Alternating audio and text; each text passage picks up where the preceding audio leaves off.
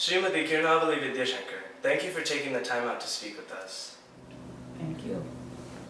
You have learned from your father, Sri Veena as well as Srimati T. Brinda. Has learning from two gurus affected your musical style? If so, how? Yeah, learning from two different teachers has definitely affected my musical style. One thing is that my father's style is a very wide-ranging style, very comprehensive. He's given me an idea of both the microscopic and the macroscopic facets of music, and it's given me a wide-ranging ability to understand the whole gamut of our music. And learning from Brindama has actually given me a depth into one particular style which focuses on the nuances of Carnatic music. So it's given me a very good dimension in the sense that I can appreciate music at many different levels and I can appreciate it from all its facets. What are the advantages and disadvantages of learning from two separate teachers? Well, like I said before, the advantages of learning from two different teachers is that it gives you two different perspectives to a music system, which is very rare to get if you just go with one style. Of course, you can always argue that focusing on one style itself can give you a wide dimension to your music, but in my case, it's worked very much to my advantage. My father's style, like I said, is it's very holistic in its approach, and it also gave me the ability to appreciate many different styles of music. And in particular, I wanted to pursue the style of the Kanumalla school. And the representative of that school in my times was Srimati Brinda, and I had the advantage of learning from her. And learning from a guru like my father really prepped me up to learn from somebody, an exacting teacher like Brindama, who of course would never allow us to record lessons, who expected us to understand all the nuances as she sang it. So I definitely benefited from both these styles. It gave me a whole range of musical experience. My father's style, because of its varied approach towards every aspect of music, gave me a very good glimpse into every aspect of music. And Brindama's style, being highly nuanced, made me very sensitive to all the smaller details of our music. So it has given me an intellectual dimension to my music. Do you recommend this? Whether I recommend learning from two different teachers, I would say it really depends. If you're a student who's just begun your musical journey, I would not recommend changing teachers very often because it does not let you settle down into any style. It does not give you the necessary base to learn anything solid in any one approach. But if you've had a good solid foundation from a good teacher, then I would definitely think that learning from other teachers who represent good styles of music can actually broaden your perspective on music. So it depends. I would think that at least 10-15 years of good solid grounding can help you appreciate the greatness of other styles. So at that point, I think it would be a great opportunity if it comes your way. Can you shed some light about blending a guru-shishya relationship with a father-daughter relationship during your learning experiences? I really think that I was one of the most lucky musicians of today because I got to learn from my father. The great thing about this is that your learning is not limited to a specific time of the day or a week. It extends throughout the day, and it doesn't have to be in a very strict class format. It can be at any time of the day in any form. So that was the greatest thing about having my own father as a guru. So 24/7 he was able to impart us. He could sit through our practice sessions and correct us as we practice. So that was one of the best things that could have happened to me. And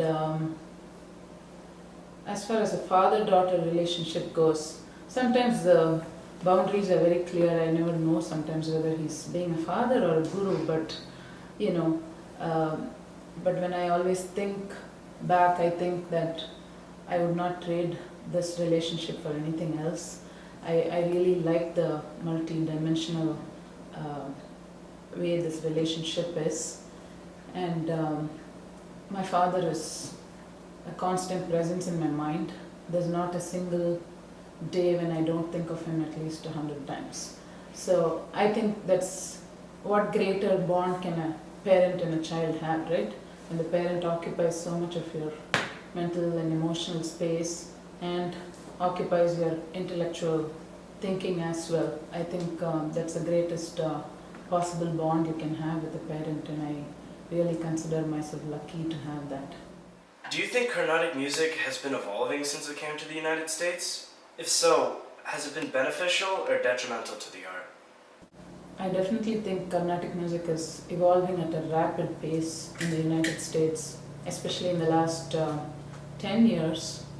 I'm sure earlier it was much harder because there are not that many teachers around, but now lots of professionals, including me, have moved here, and we are trying to make a little difference to how music is learned here and how it's appreciated.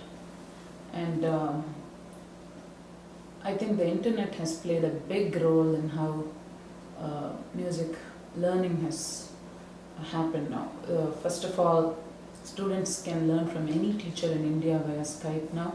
That's a big difference because you get the top professionals to come and help you, right? The other thing is the internet has helped children get exposed to really good music that's available, that people take for granted in India. So now every concert in India is sometimes webcast or it's available on YouTube, and you have all these websites that broadcast music, and there are so many websites that provide a huge resource of concerts, live concerts and stuff. So I think the youth today are very, very advantaged in this country, and in fact I think they probably have in many situations they have much better exposure than some of the youth in India. Like the youth in India, if they don't have access to internet in some of the remote places in India, they are less advantaged than the kids here. So I think it's doing really well, and now you have started seeing that a lot of the younger generation is even considering taking Carnatic music as a full-time profession, and I think this is the way to go. I think it's really wonderful. I think we are going forward at a very good pace and at a very good quality also. Your gurus have guided you in the journey to becoming the musician you are today. What advice would you give teachers striving to instill good musical values in today's younger generation? I don't think I'm old enough to actually give advice to people, but having taught for 20 years now in India, in Chennai, Bombay, and in the US, in many cities in the US, what I'm noticing is that first thing a teacher needs is enormous amount of patience. They need a lot of passion. They need a lot of dedication and a sincere will to make a difference in a good manner. The first thing is that a teacher should never get pressured by what sometimes misguided parents and students want. They have to stand their ground, and they have to go with their own belief, and they have to try to take forward what the values they carried from their gurus.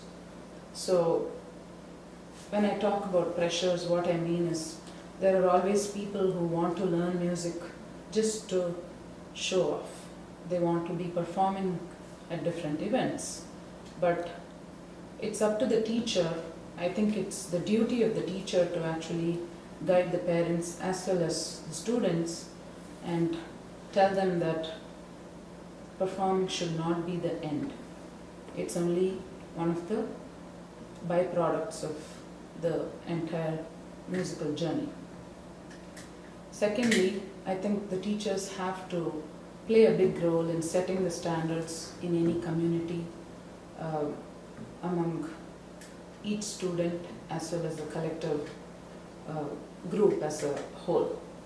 So this can make a big difference to the students' own standards. Invariably, I would think that students really don't know. If you actually try to guide them the right way and set the good standards, I think they will eventually learn. There may be some things you might lose along the way. You might, first of all, not be very popular with some parents and students because you might be insisting on things that are not, very good in their opinion. But I think with a little patience, and if you prove that you can actually deliver the quality you expect, then people will respect the standards you set, and this can be really good in the long run. The other thing is, the profession of teaching is not an easy one. It has its ups and downs. Sometimes some very, very talented kids come your way, but unfortunately things don't exactly go very easily. The whole journey is not an easy one either for the teacher or for the student. Sometimes the parents may have their own views on how you should do stuff, and a teacher who has the conviction to do things the right way should stand their ground. They should not, it's easy for me to say that they should not succumb to financial pressures, but in the long run I believe that even if you're doing this full time and you have the pressures of making a livelihood out of it, I think if you stand your ground and do show your commitment to quality, people will respect it and then they'll come back to you for that quality. So I think in the long run, teachers should try and pass on good values of whatever they learned from their gurus and pass it on to the next generation, because this is the way to go. Once again, thank you for taking the time out to speak with us. My pleasure. Thank you for talking to me.